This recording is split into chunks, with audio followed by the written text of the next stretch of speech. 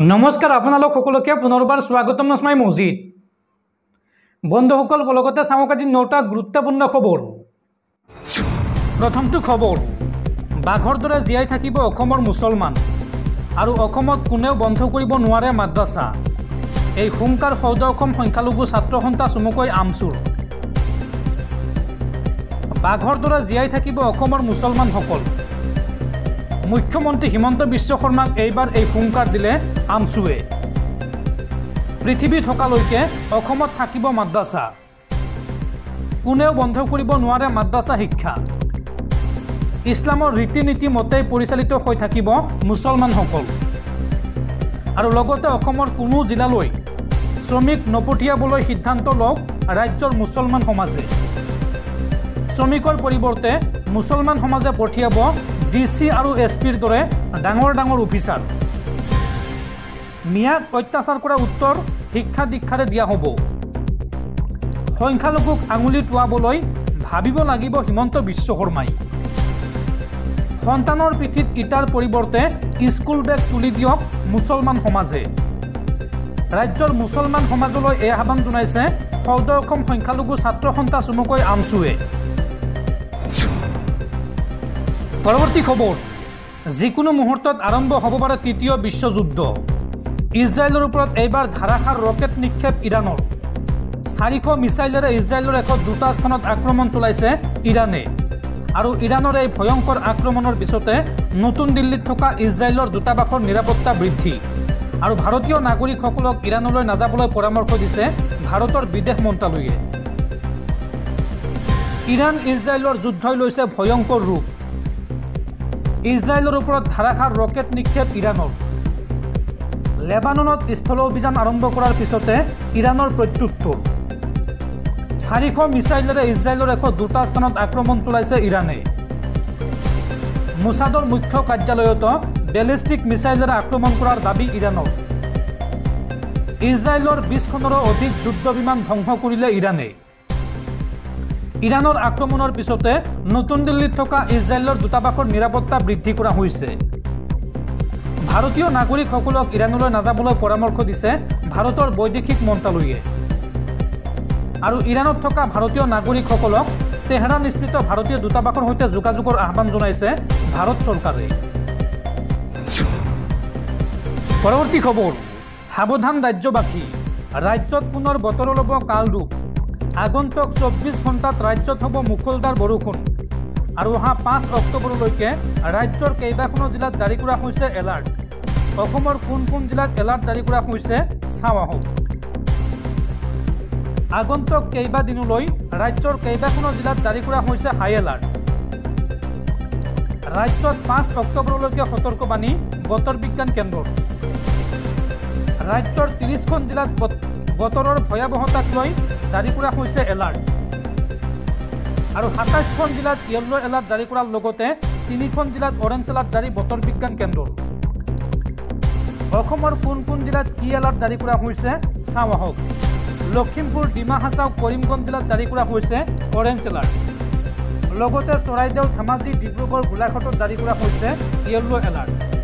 তাৰ সমান্তৰালভাৱে যোৰহাট, লখিমপুৰ, মাজুলী, শিৱসাগৰ, তিনিচুকীয়া, ধুবুৰী, গোৱালপাৰা, দক্ষিণ চালমাৰা, মানকাচৰত জাৰি কৰা হৈছে এলাৰ্ট। বৰপেটা, বঙাইগাঁও, চিৰাং, নলবাৰী, দৰং, শোণিতপুৰ, কামৰূপ মহানগৰ, কামৰূপ গ্ৰাম্য, কোকৰাঝাৰ, ডিমা হাছাও, পূব কাৰ্বি আংলং, পশ্চিম কাৰ্বি আংলং, মৰিগাঁও, নগাঁও, কাছাৰ, হাইলাকান্দি আৰু কৰিমগঞ্জতো জাৰি কৰা হৈছে হাই এলাৰ্ট। এই জিলাকেইখনত অহা 5 অক্টোবৰলৈকে ধাৰাসাৰ বৰষুণৰ সম্ভাৱনা আছে। এই কথা জনাইছে ভাৰতীয় বতৰ বিজ্ঞান কেন্দ্ৰই। দৰ্শকসকল আৰু বহুতো গুৰুত্বপূৰ্ণ খবৰ আছে।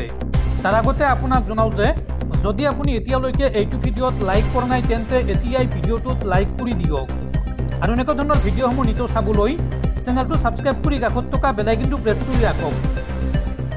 পৰৱৰ্তী খবৰ সাম্প্ৰদায়িক বিষবাষ্প বিয়পোৱাসকলে 2026ত ল'ব লাগিব বিদায়। 2026ত শেষ হ'ব সাম্প্ৰদায়িক বিষবাষ্প বিয়পোৱাৰ যুঁজ। হিমন্ত চৰকাৰক আক্ৰমণৰ লক্ষ্য কৰি এই মন্তব্য কংগ্ৰেছী সাংসদ গৌৰৱ গগৈ।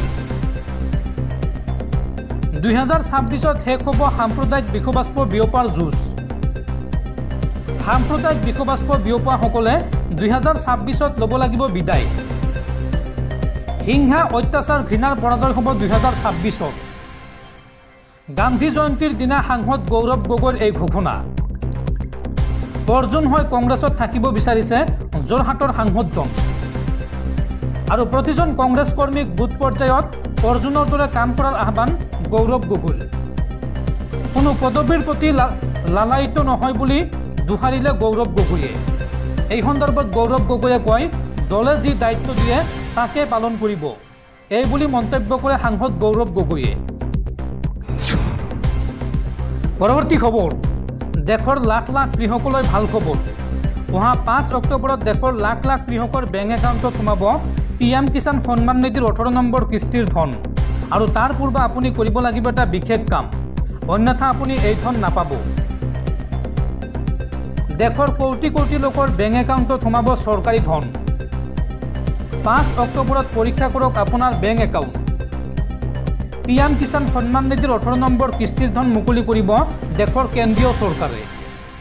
এই ধন পাবলৈ হিতাধিকাৰীয়ে কৰিব লাগিব এটা বিশেষ কাম, সম্পন্ন কৰিব লাগিব KYC প্ৰক্ৰিয়া। আৰু কেনেদৰে তালিকাত চাব আপোনাৰ নাম আছেনে নাই বা আপুনি 5 অক্টোবৰত টকা পাবনে নাই চাওঁ আহক। তাৰ বাবে আপুনি লগইন কৰিব লাগিব বা ভিজিট কৰিব লাগিব pmkishan.gov.in। এই ৱেবছাইটৰ জৰিয়তে আপুনি আপোনাৰ নাম চাব পাৰিব। পৰৱৰ্তী খবৰ, কোন দিশে গতি কৰিছে ৰাজ্যৰ সভ্য সমাজ। ৰাজ্যত পুনৰ নাবালিকাক ধৰ্ষণ। এইবাৰ ছাত্ৰীৰ সৈতে অপকৰ্মত লিপ্ত হ'ল খুদ বিদ্যালয়ৰ প্ৰধান শিক্ষক। পৰীক্ষাত উত্তীৰ্ণ কৰাই দিয়াৰ নামত 7ম শ্ৰেণীৰ ছাত্ৰীৰ সৈতে প্ৰধান শিক্ষকৰ কুকাণ্ড। এই ভয়ংকৰ ঘটনা সংঘটিত হৈছে অসমৰ গোৱালপাৰা জিলাত। ৰাজ্যত পুনৰ নাবালিকাৰ সৈতে জঘন্য কাণ্ড। এগৰাকী 7ম শ্ৰেণীৰ ছাত্ৰীৰ সৈতে অপকৰ্ম এটা লম্পটৰ। শিক্ষকৰ দৰে পবিত্ৰ বৃত্তিত পুনৰ কালিমা সানিলে আন এটা লম্পট প্ৰধান শিক্ষকে। লম্পট প্ৰধান শিক্ষক তফাজ্জল হুছেইনৰ বিৰুদ্ধে গুৰুতৰ অভিযোগ। পৰীক্ষাত উত্তীৰ্ণ কৰাই দিয়াৰ নামত ছাত্ৰীৰ সৈতে কুকাণ্ড। তফাজ্জলৰ কামনাৰ বলি হ'ল নিজ বিদ্যালয়ৰ এগৰাকী 7ম শ্ৰেণীৰ ছাত্ৰী। লম্পট শিক্ষক তফাজ্জলৰ কল ৰেকৰ্ডিঙত পোহৰলৈ আহিছে এই সকলোবোৰ তথ্য।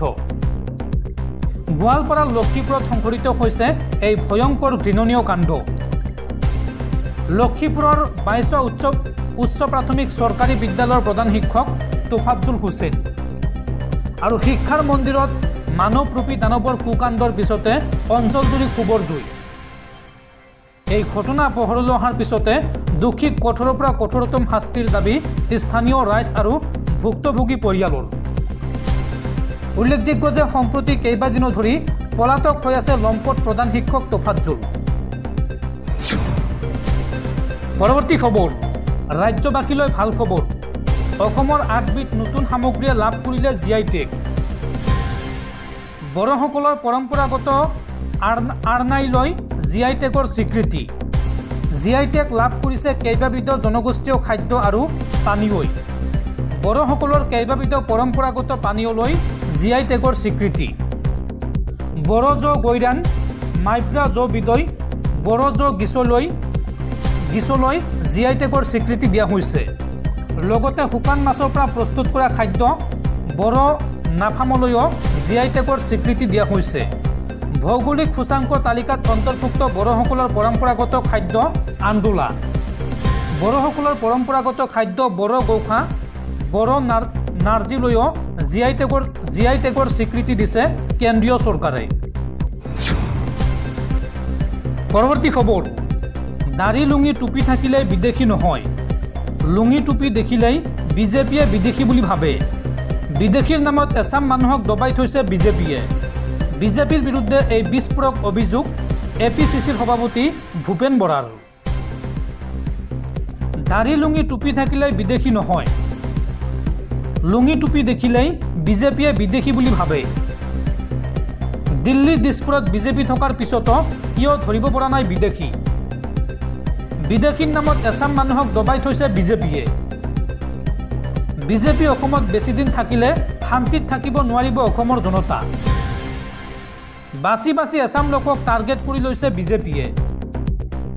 গান্ধী জয়ন্তীৰ দিনা এই বিস্ফোৰক মন্তব্য APCCৰ সভাপতি ভূপেন বৰাৰ।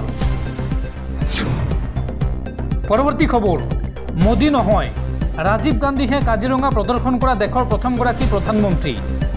অসম চৰকাৰৰ বিসংগতিপূৰ্ণ বিজ্ঞাপনক লৈ এই প্ৰতিক্ৰিয়া অসম প্ৰদেশ কংগ্ৰেছৰ। কাজিৰঙা ৰাষ্ট্ৰীয় উদ্যানৰ 2024-25 পৰ্যটন বৰ্ষ আৰম্ভ হোৱাৰ পৰিপ্ৰেক্ষিতত বন বিভাগে প্ৰচাৰ কৰা এক বিজ্ঞাপনক লৈ বিজেপি চৰকাৰক সমালোচনা কৰিছে অসম প্ৰদেশ কংগ্ৰেছে। এই সংক্ৰান্তত অসম প্ৰদেশ কংগ্ৰেছৰ মিডিয়া বিভাগৰ অধ্যক্ষ বেদব্ৰত বৰাই স্বাক্ষৰ কৰা এক বিজ্ঞপ্তিত কয় যে কাজিৰঙা ৰাষ্ট্ৰীয় উদ্যান পৰিদৰ্শন কৰিবলৈ দেশৰ অন্যতম এগৰাকী প্ৰধানমন্ত্ৰী ৰাজীৱ গান্ধী ডাঙৰীয়া 1988 চনৰ জুন-জুলাই মাহত অসমলৈ আহিছিল। পত্নী ছোনিয়া গান্ধীৰ সৈতে সেই সময়ৰ কেন্দ্ৰীয় মন্ত্ৰী সন্তোষ মোহন দেৱক লগত লৈ তদানীন্তন প্ৰধানমন্ত্ৰীগৰাকীয়ে কাজিৰঙা ৰাষ্ট্ৰীয় উদ্যান পৰিদৰ্শন কৰিছিল। নিজে গাড়ী চলাই তেখেতে কাজিৰঙা ৰাষ্ট্ৰীয় উদ্যানৰ ভিতৰলৈ গৈছিল। কাজিৰঙা ৰাষ্ট্ৰীয় উদ্যানৰ জৈৱ বৈচিত্ৰ্যতা দেখি তেখেত অভিভূত হৈ পৰিছিল আৰু সেই সময়ত অসম গণ পৰিষদ দলৰ চৰকাৰ আছিল। তেতিয়াৰ প্ৰধানমন্ত্ৰী ৰাজীৱ গান্ধী ডাঙৰীয়াই কাজিৰঙাৰ জীৱ জন্তুৰ সুৰক্ষাৰ বাবে বানপানীৰ সময়ত যাতে ওখ ঠাইত থাকিব পাৰে তাৰ বাবে পুঁজিৰো আবণ্টন দিছিল। সেই সময়ত কাজিৰঙাৰ সঞ্চালক হিচাপে আছিল সোণাধৰ দলে ডাঙৰীয়া। কিন্তু কংগ্ৰেছ দলে এটা কথা প্ৰত্যক্ষ কৰিছে যে কেইবাখনো বাতৰি কাকতত অসম চৰকাৰে নৰেন্দ্ৰ মোদীয়ে কাজিৰঙা পৰিদৰ্শন কৰা দেশৰ একমাত্ৰ প্ৰধানমন্ত্ৰী বুলি উল্লেখ কৰি বিজ্ঞাপন প্ৰকাশ কৰিছে। এয়া সম্পূৰ্ণৰূপে অসত্য কথা। কাজিৰঙা পৰিদৰ্শন কৰা দেশৰ প্ৰথমগৰাকী প্ৰধানমন্ত্ৰী হৈছে প্ৰয়াত ৰাজীৱ গান্ধী ডাঙৰীয়া। তেখেতে মোদীৰ পূৰ্বে নিজে গাড়ী চলাই কাজিৰঙা পৰিদৰ্শন কৰিছিল। সেয়ে এনেধৰণৰ যিকোনো দাবী কৰাৰ পূৰ্বে বিজেপি দলটোক আমি অতীতৰ ইতিহাস জানি ল'বলৈ আহ্বান জনাইছোঁ। এই মন্তব্য কৰে কংগ্ৰেছ দলে।